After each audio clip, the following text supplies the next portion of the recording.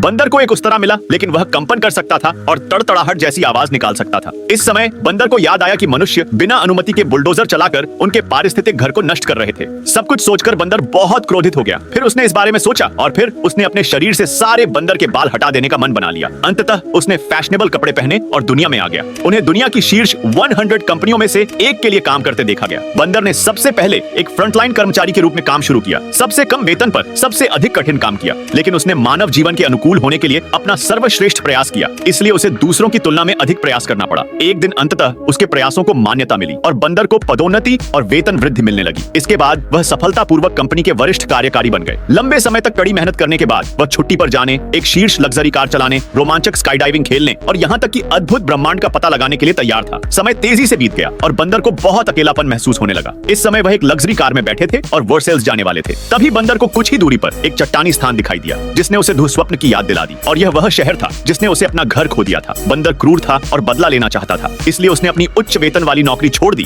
और अधिकारी बनना चुना। भाषण के तुरंत बाद ही उन्हें जनता का समर्थन मिल गया और अंततः वे शहर के अध्यक्ष बन गए। फिर उसने बदला लेने के लिए बुलडोजर चलाया और फिर वह शहर की ओर बढ़ने लगा। लेकिन जब उसने जमीन को छुआ तो उसने जड़ें पकड़ ली और अंकुरित हो गया। इस समय उसे खुशी मिली और अंततः शहर और पेड़ एक हो गए।